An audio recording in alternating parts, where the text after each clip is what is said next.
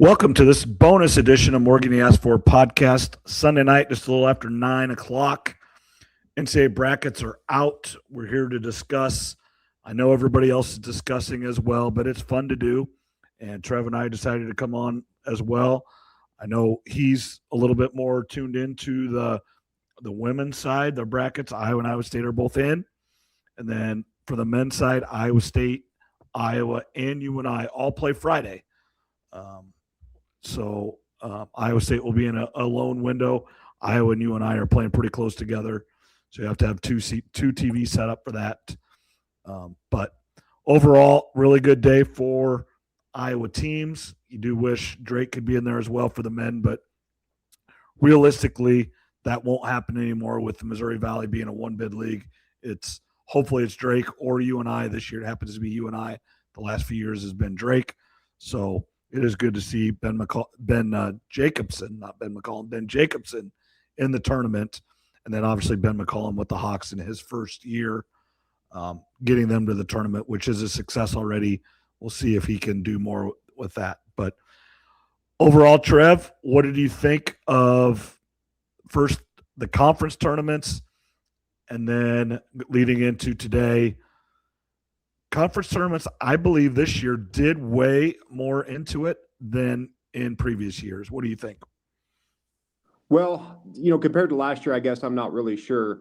That'd be a better question for Zach or Tassel to answer. But I did watch the Iowa State game that you were at versus Arizona, and that was one hell of a basketball game. I mean, those final 5 minutes, you had threes left and right from both teams, and then obviously on that final possession, really good defense. But the guy just made a shot. I mean, it's like football. You can defend the receiver as best you can, but if the throw is perfect, what can you do? And it was good defense, but the guy made the shot. It was one hell of a basketball game, though. That was a fun one. Yeah, I mean, I was actually talking with us today. I went to 3 basketball games last week. Monday, Carroll versus Pella. Carroll won by 1 point in a great basketball game. Wednesday, I went and watched Ballard versus Carroll. Carroll lost by 2 points. And then Friday night, I went down to Kansas City and watched Iowa State and Arizona in the best college basketball game I've ever been to. And you could argue that was the best basketball game of the season in college basketball. And you could make an argument that that might have been the best Big 12 conference basketball game of all time. So I've seen great high-level basketball, great games, and high level is whatever you want to make it. But games that come down to final shots and kids making shots, it's unbelievable.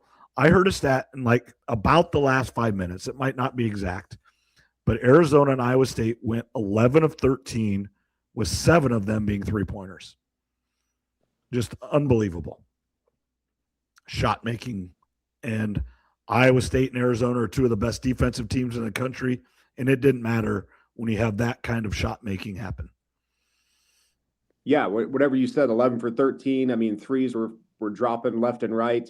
It was an amazing basketball game. I was sitting at home, and you thought Arizona they were starting to pull away a little bit, and then Iowa State would come down and drain a couple threes, and then Arizona makes a 3. It was just back and forth and back and forth. And like you said, it was one of the better basketball games I've watched in a long time. I don't know where I'd rank it, but again, as you mentioned, probably one of the better ones that the Big 12 tournament has seen in quite some time. I mean, that was fun. And then, of course, it leads into Selection Sunday. Obviously, we got the 3 Iowa teams, and as you mentioned, they all play on Friday, which is kind of nice. As you mentioned, Iowa State's got the lone window, and then Iowa and UNI sort of playing close to each other. Yeah, so let's just get to it. Let's talk about when they play, where they play, and then we'll go back and break them all down. Iowa State is the 2 seed in the Midwest. They play at 150 against Tennessee State in St. Louis. Okay. Iowa is the 9 seed in the East Regional, and they play at 550 versus Clemson in Tampa. Now, the first thing that I thought of that is there's a lot of Hawkeyes, Iowa people that are in Tampa area for spring break, and they're coming home Friday or Saturday, and now they're going to be like, well, maybe we should stay or maybe we should go watch them. So I expect it to be a really decent Iowa crowd down there on Friday. And then UNI is a 12 seed, and they play St. John's in San Diego. So really far trip for them. Do not expect a lot of fans for either team there, really. St. John's all the way across the country, small private school, and obviously UNI just, there might be people in San Diego on spring break as well, but that's a tough draw for UNI. Kind of hoping they would get an Oklahoma City or a St. Louis just so they would get some fans could make the trip much, much easier. Not that they can't. Yeah, for you and I, that's a long ways to go in St. John's as well. But the good thing is for you and I fans, if they've never been to San Diego before, right, I highly recommend going. San Diego is a beautiful place. The weather's going to be great this time of year, I would assume, like it is year round just about down there. So if you're looking for a reason to go to San Diego for the first time or just go again, here you go.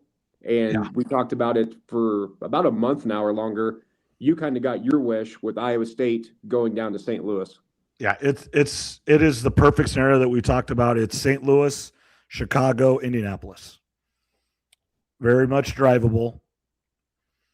I like the draw. I mean, the draw, you never know how it's actually gonna go. But you got 7-10. Both. Can you get beat? Absolutely. If not, the 10 seed is Santa Clara. 7 seed is Kentucky. They're a blue blood. They've got great players, so you never know. But overall, they've been very mediocre, which is why they're a 7 seed. And, right around the top 25. And as a 2 seed, Iowa State from start to finish of the season has been better than them. And then, Iowa State has a history where, yes, they're going to be 22-point favorites against Tennessee State, but you got to go play. 2001, they got beat by Hampton. They've been upset as a 3 seed. Everything has happened to Iowa State. When you're in the tournament that much, those things happen. But I do think they get by Tennessee State, and then you should be a hard-fought game. It doesn't matter, 7 or 10. Win that one, and then you're looking at a Virginia team that is different than the Tony Bennett Virginia teams. They're very, very good. I think they're like 29-4. They lost today to Duke in the ACC championship. But they're a really good team. And when you get to the Sweet 16, every team, you are playing either really good teams or teams that are hot. Maybe they've won 5, 6, 7 in a row, won their conference tournament and playing really well right now. So everybody's playing really good basketball or a really good team. Yeah, it's a pretty decent draw for Iowa State. I mean, Kentucky, that's not too far of a trip, obviously, for them to get to St. Louis. So that they're going to have a lot of fans there, too, I would assume. Yeah, so, we've been to Nashville when they were there for the conference championship many, many years ago when we were in Nashville. And then we've seen Kentucky fans come to Des Moines, not necessarily when Iowa State was there, but just come to Des Moines and they overtake. And then last year when we were in Milwaukee, they were there. And, Kentucky fans are everywhere. And they will have a big time. It's not very far. It's an easy drive just like it is from Des Moines. So it will be a lot of Iowa State, a lot of Kentucky, and then Missouri is there as well. So it's going to be we looked – I don't believe we're going to go to St. Louis. I went this weekend, met several mutual friends of ours down in Kansas City to watch the Arizona game. And then Chicago, if they get to the Sweet 16, is very much in play. The problem with that is it's very, very expensive. I looked at tickets there already. You're talking lots of money for the tickets. Now you're seeing high-level basketball. You're paying for 3 games. So you got to take that a little bit into account. It was expensive ticket on Friday night to watch Iowa State and Arizona, but then essentially you were seeing like a Final Four. Arizona, Iowa State, and then Houston and Kansas. I mean, that definitely – it's not going to be this – but that could be a Final Four. So when you're paying, $150, $200 a ticket, whatever it was, or more, but those ones in Chicago right now, the upper deck are still $500 a seat. That gets a little bit more. So it's one of those. You hope a couple, the Michigan gets upset. That would help, I think. Kind of got to look at the bracket a little bit more and hope for some upsets and and hope, Virginia's fine. They're not real close. You're going to just get the diehards there, which would be fine. Iowa State fans will jump there. And then I don't know who the 4 was up there. I'd have to, I can look at the bracket. I've got it on my other screen over here. Just kind of pull it up. It was asleep, but maybe. Let me see. Was it Arkansas, or where are they playing at? They're in Portland. Yes, I know the brackets just came out like 2 hours ago, so it's kind of tough to remember where everybody's at. I've got the ESPN. Yeah, Alabama and Texas Tech are the 4 and 5. Okay, yeah. So none of them would be real close. The 8-9 is Georgia St. Louis. So somehow St. Louis would get there. Obviously St. Louis to Chicago is relatively close, but they're a small private school, so they wouldn't have. But I would expect Alabama or Texas Tech to have a lot of fans there. And then just if Virginia gets upset, Tennessee is the 6. Tennessee would have a lot of fans there as well. And it's not super far from Chicago either. Yeah, Tennessee and Kentucky, like you mentioned, they're going to travel well in basketball. But for you, for an Iowa State fan, I really don't blame you for skipping out on St. Louis if you decide to, because Iowa State's they've had a lot of good teams over the years. You've seen plenty of first round, a round of 32 wins. Yep. So for this year with Iowa State being a 2 seed, it's almost expected. And then once you get to the Sweet 16, that's where you probably want to drop your money if you're going to. Yeah, and that's what I've been to going to Kansas City for the tournament's always fun. Had a great time there with great friends, who I was with there. Great friends, great time had, always is with those guys. But, I've seen the first and second round NCAA tournaments. I've not went to a Sweet 16 / Elite 8 game. So that would be just another level that I haven't been to. And Chicago's as close as you're going to get. For regionals is going to be Kansas City, St. Louis, Chicago. So those same cities that have those. And then the Final Four being in Indianapolis as a 2 seed. I mean, you're supposed to be within 1 game there. And Michigan is there. Michigan showed today that they got beat by Purdue, who Iowa State beat by 30. So can Iowa State get to the Final Four? Absolutely. They played really, really well in Kansas City. Hopefully this week off gets they work on things. I hope they're shooting hundreds and hundreds and hundreds of free throws each. They all need to do better there. And they come out playing the same way and go beat Tennessee State by, 25, 30 points or whatever it might be. It doesn't matter. Just win the game. And then go beat Kentucky or Santa Clara. And then you get the Sweet 16. And we've talked about this. The expectation is to win that game. Doesn't matter who you're playing. This is the year we need to go farther than we've been. We haven't been to the Elite 8 since 2000. Haven't been to the Final Four since 1944.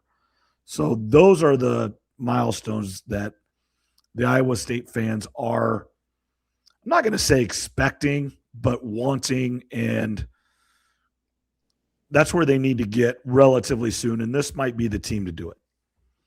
No, I agree with you. I almost think it is kind of expectations, as you mentioned, that Iowa State, they do need to win that Sweet 16 game. Yeah. They've been knocking on that door for a number of years now. They've had a lot of really good teams and really good players that have gone on to play in the NBA. So, no, I think Iowa State fans should expect that. They've got the team to do it.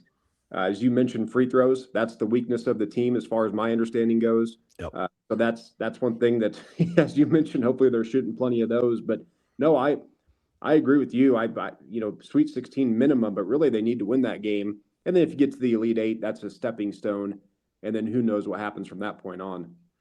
And this is, and they were talking, just everybody talks about, they're going to be favored they'll be favored against Virginia too. So the only game they won't be favored in would be the Michigan game. And it won't be a big spread. It'll be, they were a 2.5 point dog to Arizona, and Arizona's right with Michigan. So they're going to be about that same. And so, if you're 2 minutes left and you're within 4 points and then you make it, it is what it is. Just like the Arizona loss, you played a great basketball game. The guy hit a shot to beat you. That it just as easily could have been, Lipsy's 3 to beat them. And it really wouldn't have changed your thought of the game except for being happier. Obviously you don't ever want to lose, but it doesn't change how you played. And, if you get beat on a last second shot to go to the Final Four, it is what it is. And it just stinks, but that's where they need to get. They need to be in the Elite Eight Sunday afternoon / evening. And with a minute left to go in the game, they got a shot. That's what you want. Yeah, that's all you can really ask for. I mean, St. Louis, I think, is going to, just looking at their section of the bracket, I do have St. Louis beating Georgia as a very slight upset. That would be. Yep. I do think Alabama could maybe give Michigan maybe a fight if they were to end up meeting them. Obviously, Alabama's a really high-scoring team if they're hitting their shot. Really good guard play. So, yeah, most likely it's going to be Michigan versus Iowa State, but we know how these brackets go. I mean, there's always going to be an upset or two. Somebody's going to go down, but it does feel, to me, it feels kind of like last year where I think the Final Four is going to be a lot of 1s and 2s and maybe a 3 in there. Yeah, I think, and this and the Elite Eight too. I should say most of the top teams. I don't know if I really see a major underdog going a long ways. I don't know if you have one. Well, because the difference today than 5 years ago when that was kind of happening a little bit more often, when you had the George Mason and you had the Loyola Chicago, and it wasn't as long ago, but San Diego State and FAU, those teams were senior laden, for the most part, senior laden of players that had been there 4 or 5 years or maybe transferred, but they were all old. And the Blue Bloods, the Kentuckys with Cal Perry, and were all 18, 19-year-old studs. Like these guys are going to the NBA, but they're young. So it was old versus young. Well, now you look at Iowa State. Jefferson's a transfer. He's 23 years old. Lipsey's a 4-year guy, 22 years old. Milan's a 3-year junior. Buchanan's a 3rd or 4th year guy and he played at Virginia. And then you got 3 freshmen in there. But the core of the team is old. And, Jefferson played at St. Mary's. Those Florida Atlantics, those Drakes, those UNIs, Heisey plays for, Iowa State. He could be on UNI's team, and make them better. And they still made the tournament. Those guys in those lower levels don't stick around because the big boys go pay for them. And you can't blame any of them. You can't blame Iowa State or teams like that to go get a guy that's proven it in college.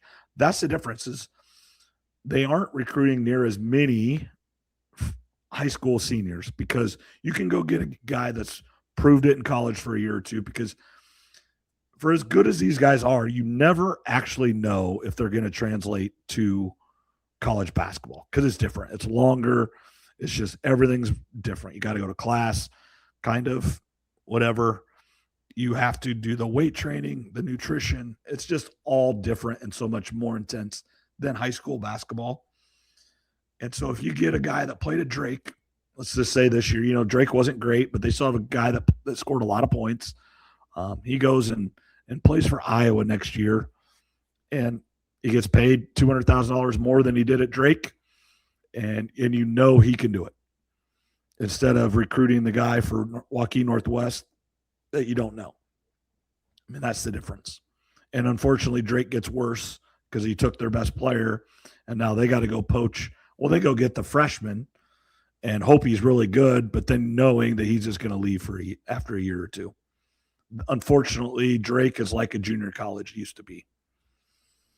Yeah, it's just like the NFL where high school kids coming out, it's like the NFL draft. It's literally a coin flip, and free agency is now the transfer portal. You're getting guys that are a known commodity. You've seen them for 1, 2, 3 years on tape at higher levels than high school, of course. So there's kind of that correlation there. Before we'll do our early Final Four picks on this. I know we're going to maybe go again Tuesday or Wednesday for our official picks. Yeah, we'll do our regular. Yeah, for those of you who are tuning in tonight, we will come back Tuesday or Wednesday night with our official picks and our regular show, just like our normal Tuesday, Wednesday, where we go an hour or so, and we'll make our picks and maybe talk a little football and stuff with that. But yeah, tonight, just first glance. One thing I do want to say for those of you that do listen on Facebook and Twitter, On our Morgan You Asked For pages, there's a link to ESPN Tournament Challenge for Morgan You Asked For podcast. No entry fee to that. The winner I will get, depending on who you are and where you might be from, gift certificates from, if you're from around here, local businesses that I will try to support. If you are not from around here, something like I can get an Amazon gift card or something for you if you're not able to get in this area. So that's why I don't want to say, well, I've got $25 to, Casey's if you're somewhere not around Casey's or whatever. So it will kind of depend on who it is. And then, so that is the ESPN Tournament Challenge. So you can find the links there, or you can just probably search on ESPN Challenge for those of you that are interested in that. And then just like everybody else, I'm sure I'll be invited to some, and then I'll have some others as well that have on. And then I did get that eliminator one going on ESPN. So I think we will not do that pools by round one that I don't even know if I actually sent anything out, or that splash one that we kind of talked about, but ESPN is doing it as well. So I just thought it was easier there. Most people have an ESPN account. So yeah, ESPN's easy. As you mentioned, everybody's got an account, so that way you can log in, do your regular bracket challenge, do the eliminator one like you got going. I think that's really easy, and really looking forward to those. And then, the last section of the bracket we got to talk about is that bottom left. And we've got 3 teams kind of in there. We've got Iowa, Nebraska, and then we got Fran McCaffrey. Yeah, so how about that today? So they had a kid score 44 today, hit a last-second shot. Did you see that three-quarter heave by Yale that hit the back? I mean, it was close to going in, and then obviously went to overtime. Unfortunately, they're 14 seed, so their odds are not good to keep winning. But how crazy would it be if he would win that game and win the next one and get to the Sweet 16 at Penn and could have never got it before? Yeah, well, Ken, this will be the year that he does it. But what they say, this is his 5th or 6th team that he's taken to the March Madness. Well, yeah, so Iowa, now Penn, Siena, and I think UNC Greensboro. So that's at least 4. I thought they said there was maybe another on the March Madness show. That's a good question for Zach or Tassel that know the history a little bit better than I do. But yeah, watch this year. He goes and beats Illinois, the 3 seed, and then goes and beats North Carolina. Yeah. And somehow ends up in the Sweet 16 versus Houston. Well, North Carolina's their best guy's hurt. They would be a 4 seed without him. So you never know. I mean, and Illinois is just streaky. I mean, I think Illinois could win the whole thing, or they could get beat by Penn. I mean, I think they're kind of that streaky of a team. But that's a team that I'm glad that Iowa State does not see at all until the Final Four, which then it is what it is. Actually, I don't even think they'd see them until the championship game. But yeah, I mean, that's a scary, scary team against an Iowa State. I just think it's a bad matchup. Yeah, really good guards. They skip it. They shoot it well. They shoot the 3 well. That's what Iowa State gives up. Iowa State will give you the 3-point shot. If you hit them, they're going to beat you. Yeah, no, Illinois can score up there with anybody, and good luck to Fran. I look forward to watching that game a little bit, seeing if he gets in a ref's face. That's always that's always a coin flip with the Fran McCaffrey game. But do you know when that game is? I need to write that down. Let me see. I click on the preview here on the ESPN. I've got the bracket pulled up. It still says TBD. So okay. I know they've released all the times. Yeah. I don't have them all pulled up at the moment. Yeah, no, that's fine. So yeah, that's always an interesting one. I'm just trying to think any other teams around that would have some interest to Nebraska plays. Obviously, they're expected to win. Everybody's pseudo cheering for them. They are still the only team that has never won an NCAA tournament game that's in the Power 4. So a lot of pressure. I think there is a lot of pressure on them to win this game. This is probably their first one where they've really supposed to win. They've always been 8-9, 7-10. Maybe 11 seed, and so for them to win on I don't know if it's Thursday or Friday, it'd be great for Fred Hoiberg. Obviously, never going to cheer against him unless they're playing the Cyclones. But yeah, and for our friends to the west, is what it is. But yeah, I want Nebraska. I'd like to see Nebraska win just to get that monkey off their back. That was a team I'd have liked to seen, opposite like a 3 seed opposite Iowa State. I think that'd have been a good matchup for Iowa State. They don't play a ton. Their defense is good, it's better, but historically they're not. Hoiberg's not going to always have the best defensive team in the country. Yeah, if Nebraska can win that first one, then they're most likely going to play Vanderbilt. But again, I think a 12 beats a 5 almost every year, or a lot of years. So who knows in that one? But if they can win that first one, they potentially could see the Sweet 16 versus Florida. Oh yeah, yeah. And then you don't want any part of Florida. I think Florida. I know they got beat in the tournament, but Florida's really good. Would not shock me one bit if they win the whole thing again. Arizona's really good. I mean, if I had to make my pick right now, I would pick Florida versus Arizona to go in the championship game. Well, before we get to that, let's preview Iowa Clemson. Okay. Iowa's the 8-9 seed, which we talked about. We didn't really want to be on that, but it is what it is. You should have done better in the regular season or done better in the Big Ten tournament. Brett, I did see that Brett Foster said that Clemson's best player tore his ACL or is hurt, so maybe that'll help the Hawkeyes. But if Iowa wins that one, which they can, 8-9 coin flip type game, you get to take on Florida, which obviously that'll be really tough. But you'll have all the eyeballs on you in that one. Yeah, and say trying to take down a 1 seed. Yeah, and Iowa has proven against Michigan, and they beat Nebraska. They played a really good game against Iowa State. They can hang there, and again, in that game, you want to have it with 1 minute left to go in the game. You're within 1 or 2 possession. That's all you can ask for. And then, if you hit a shot and you get a stop, you win. If you don't, you lose. It's okay. And Ben McCollum's done a great job, and he's going to have a master plan. And it's just the execution of your guys. And the issue with Florida versus Iowa is Florida is huge. And I believe they've got the 7-7 guy or 7-8 guy out there. He doesn't play a ton.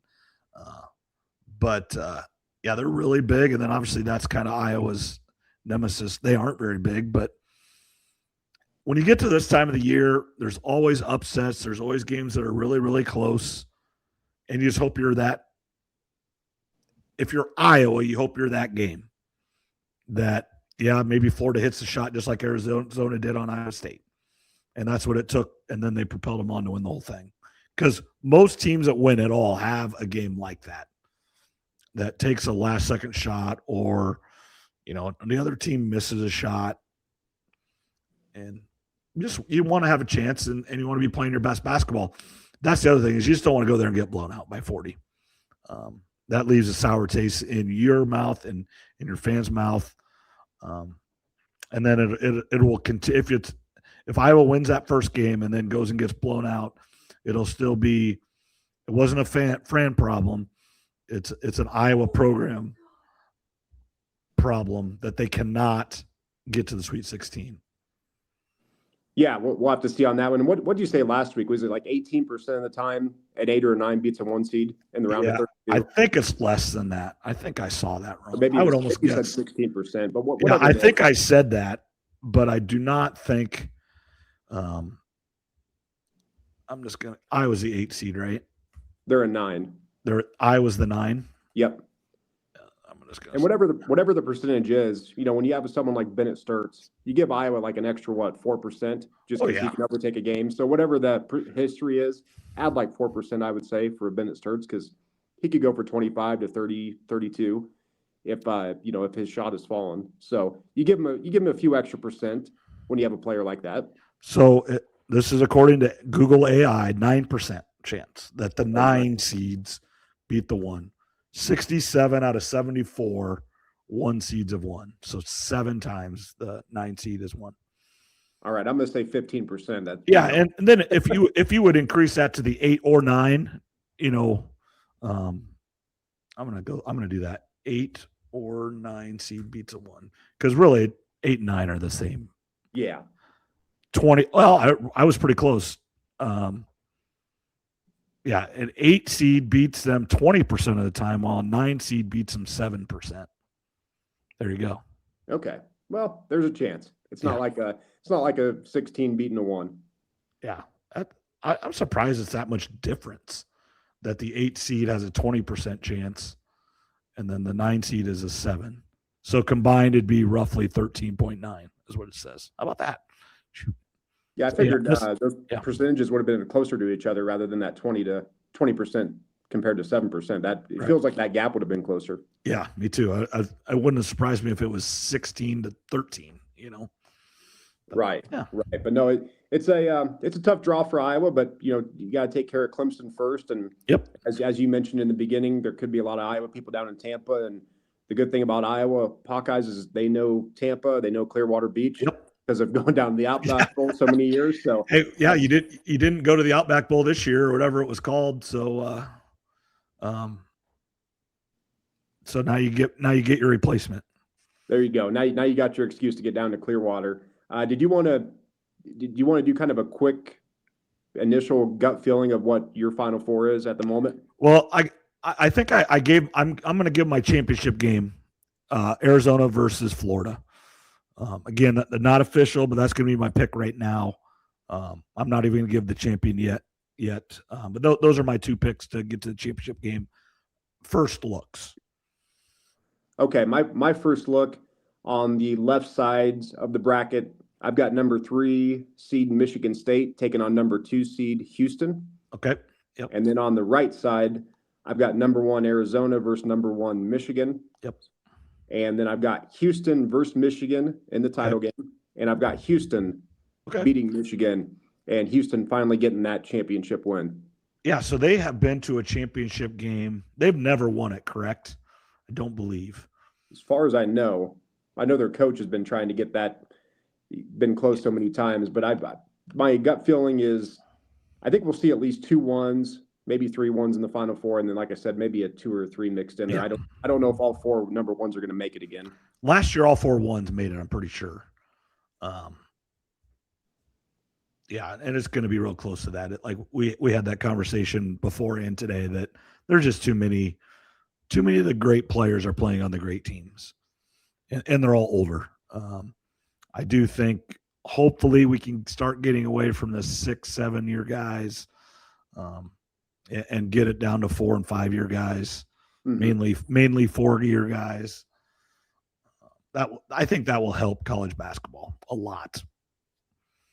No, I agree. We get the COVID year out and all that type of stuff. And yeah, looking at this kind of quick bracket that I did, I mean, my biggest underdog that I have making the Elite Eight is number 6 BYU. So I don't really have like a weird South Florida or Kennesaw State or anything really going on a run.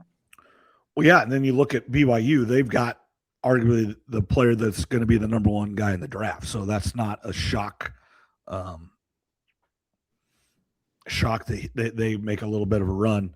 I do want to thank John Rorta. He's listening and putting into our chat. Ask where you guys got Duke going.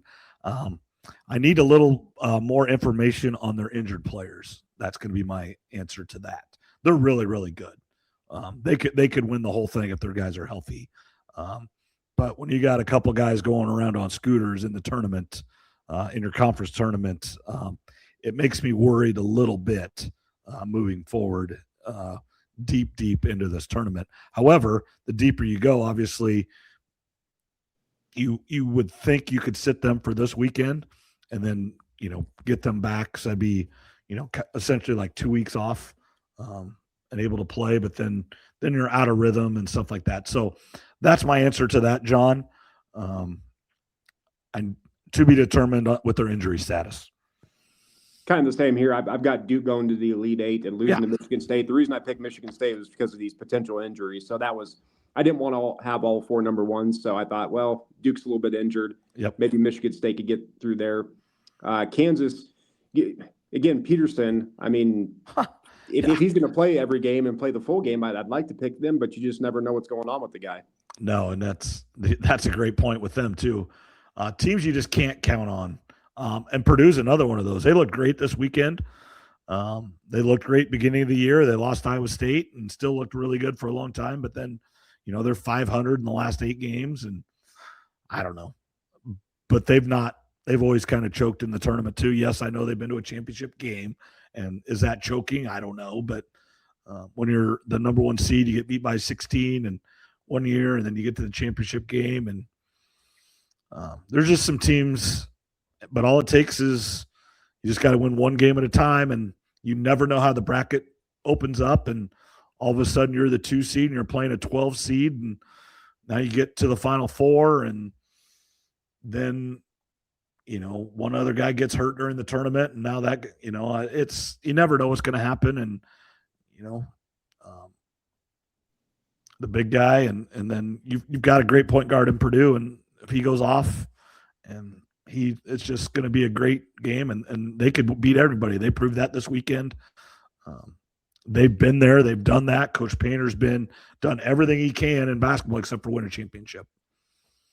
Yeah, no, he's done it all. And when every year when I do these brackets, everybody does 10 or 20 or 30, however many you do on ESPN. There's always a team I overlook, and like say I do 20 brackets, like 18 out of 20, I'll pick this team to lose in the first round, and then they go on a run. And the one team I'm looking at is Louisville. According to Ken Prom rankings, they're 19th on offense and 25th on defense. And I think everybody just assumes that Michigan State's going to get through there. Maybe Louisville's that team that that really nobody's talking about right now. Yeah, there's always teams that, and right or wrong, I love watching college basketball, but there's a team like Louisville. I've not watched more than 5 minutes of them this year, so I can't answer if they're any good or not. I really have no idea.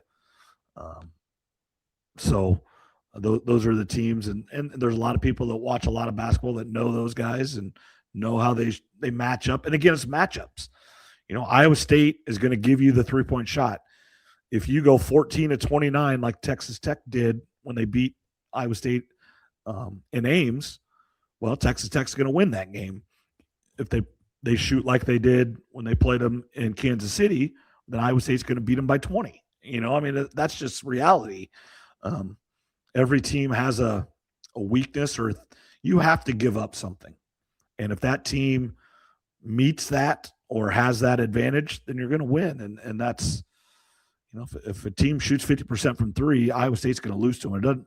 I don't think Tennessee State's that team, but any other team going forward, if they shoot 50% from three, Iowa State's going to be in for a dogfight and probably lose that game, because that's what Iowa State's going to give you. If you can get that pass across the court and knock down that 3-point shot, tip your hat, and you move on and you go home.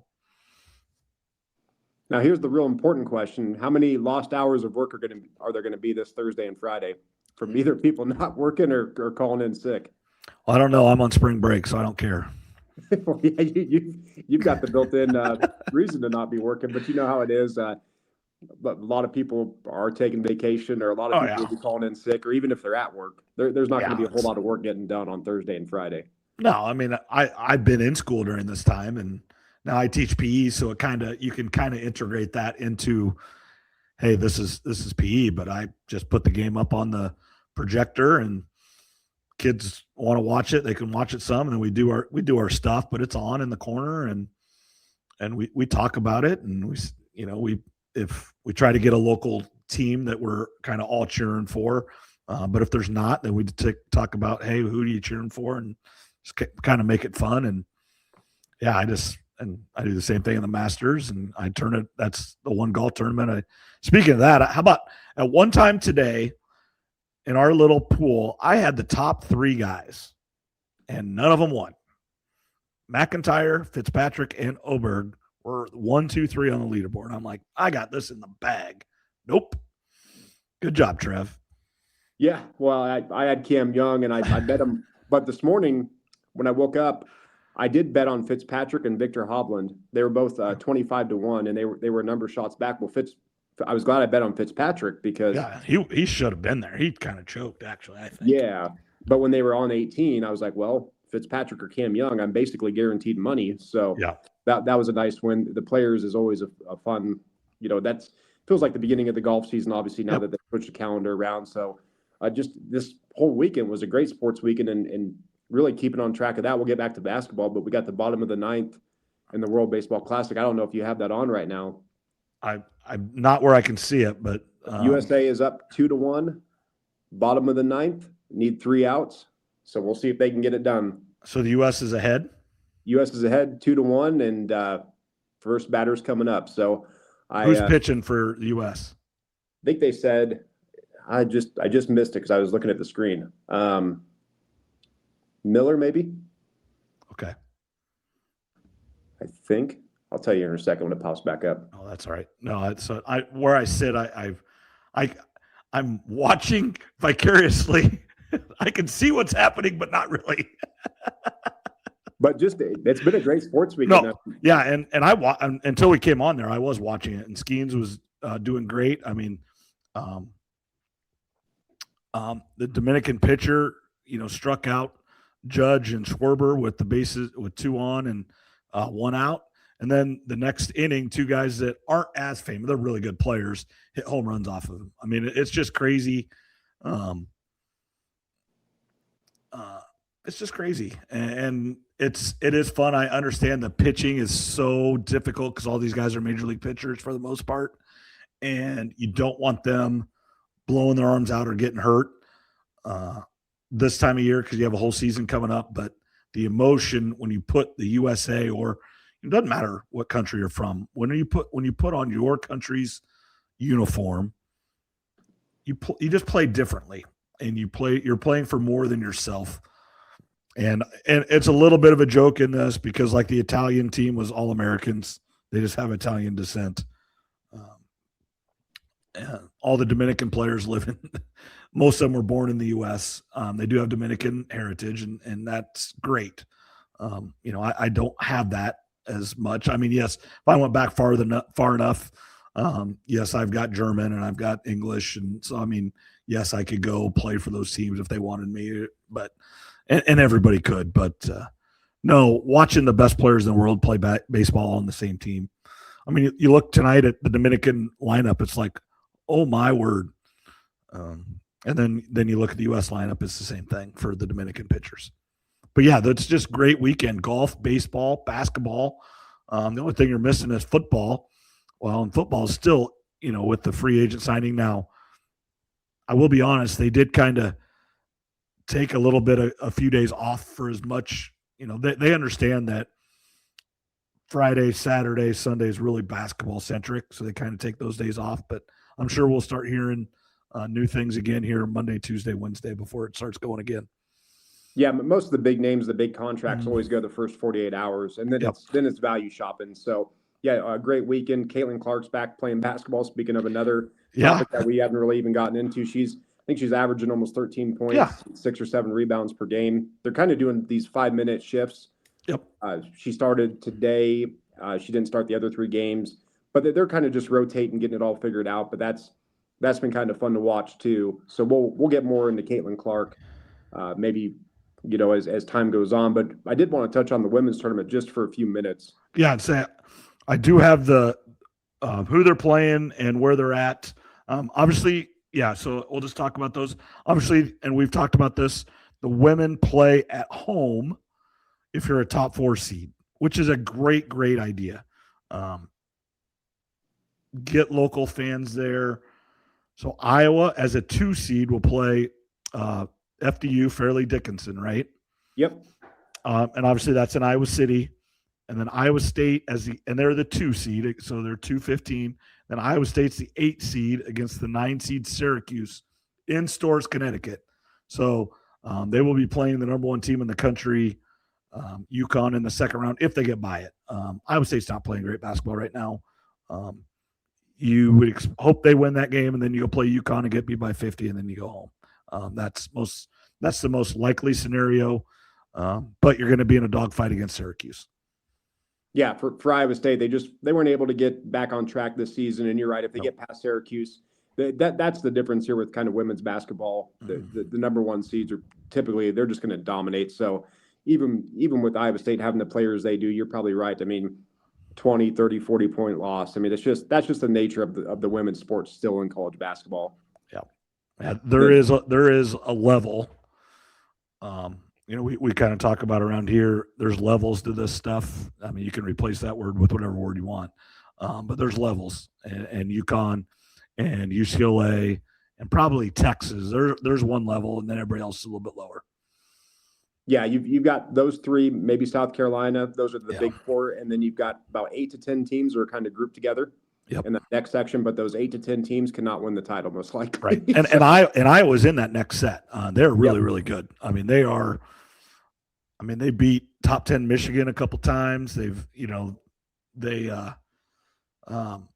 but there's levels, and once they get to that level, so you expect Iowa to get the Elite Eight, and who's the one seed in their bracket? I did not look that far into it, I guess. South Carolina, which that's okay. Who I was hoping for. Normally, that's the best one. That's the best scenario. I mean, it's still not good, but it's the best scenario. Normally, you wouldn't be saying that about South Carolina, but Iowa having 2 home games, you'd like to think that they need to get to the Sweet 16, and then they're most likely going to face a TCU or maybe a Washington. So I think they could beat TCU. Their ceiling, though, to me, is the Elite Eight, because if they play South Carolina, I just don't see them getting past them. Iowa's got a lot of youth. Again, we've got Stolke and Kylie Feuerbach that have had some experience, and obviously in March Madness playing in back-to-back championship games. But to me, the ceiling is the Elite Eight, but definitely need to get to the Sweet 16 when you've got those 2 home games. I mean, Molly Miller for Arizona State is, they're in that play-in game, but that could be a tough one in the round of 32 for Iowa. Yeah. Well, yeah, I mean, they got pummeled by Iowa State regular season, but then obviously they pulled it out in the Big 12 tournament. So she's got it going on. So guessing the baseball has taken a turn, or just I pulled it up. Yeah, runner on second. One out and a runner on second. The count's 2-2. So okay, the tension's high right now. But yeah, for the Iowa women, this would be great for the young players, the sophomores and freshmen, to get some experience. Hopefully, win those 2 home games, and then go play a neutral site game in the tournament and get that experience under their belt. Are they in Fort Worth, or what's the other one? Sacramento and Fort Worth. I believe they're in the Sacramento. Probably, because I would assume they would not play TCU at Fort Worth. I wouldn't think. They're in the Sacramento area. That'd be too much of advantage, I think. Yeah, you're right. With that, now, if they were the number 1 overall seed, then it is what it is. That's you earn that advantage. But since they're a 3 or 4 seed, they shouldn't get that advantage. No. And then for me, for my Final Four, I've got all the 1 seeds making it, and I think it'd be UConn versus South Carolina. I've got UConn winning that, and then to me, it's either UConn versus UCLA or Texas, and UCLA or Texas, I think, is a coin flip. I believe Texas beat them earlier in the year. They might have played. I'd have to double check on that, but it feels like it's UConn versus one of those 2 teams. And the only question I have about UConn, which probably shouldn't be one, is they don't play in the toughest conference. Right. So have they really been tested yet? But again, it's UConn. They're powerful. So. He's only done this for 40 years and been in this a little bit different conferences, but he's been in this same conference for a long time, and that's why he goes and plays everybody in non-conference, because he knows that, and he's played all the best teams, and he's beat all the best teams this year.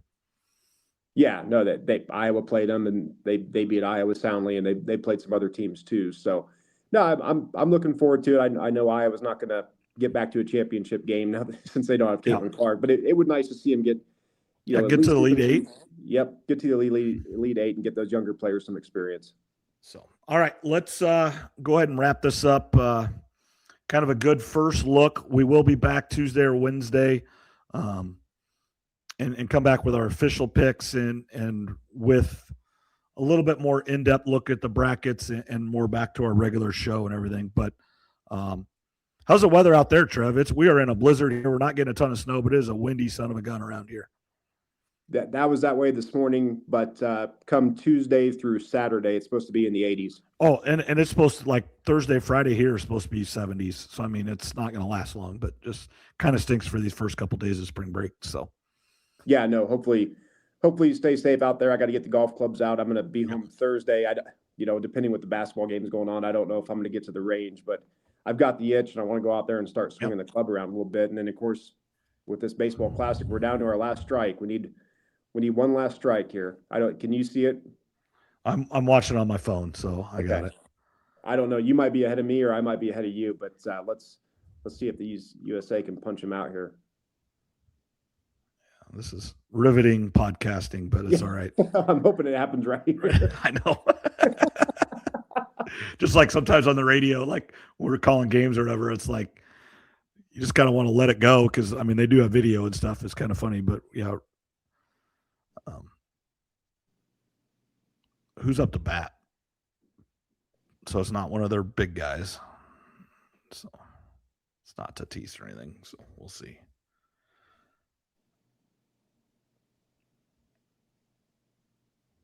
Oh, they called it strike. So strike. Oh, that was low too, according to the little pitch to the box. Yep. So that should have been a ball, but we'll take it. Yep. So U.S. moves on to the finals because I believe that was the semis, right? Yeah, and that should be in Miami, I think. And I'm trying to pull up who they might play. Let's see, World Baseball Classic, if my computer will load. Venezuela or Italy. Okay. They play tomorrow. So. And then the championship will be Tuesday night. Yes, which makes tons of sense. Obviously, there'll be a first 4 game, but get that over with before the NCAA tournament. I mean, that is great thinking and scheduling. And I understand. I know they're doing that on purpose. But, yeah, that's just great thinking by baseball. Get it right out of the before the NCAA tournament, and then we ride. Yep, there we go. So, nope, good preview in the bracket. We'll get back together either Tuesday or Wednesday, make our official picks, and we'll see what else comes up between now and then. All right. Thanks, Trev. Thanks for this bonus episode. Thanks everybody for tuning in tonight. There's 15 people or so, 12 people right now. John, yes, I know the Jeopardy music came on while that last pitch was going on, but it is what it is. That's pretty good. So thanks, John, for listening. We'll talk to you later, Trev, and see John later here.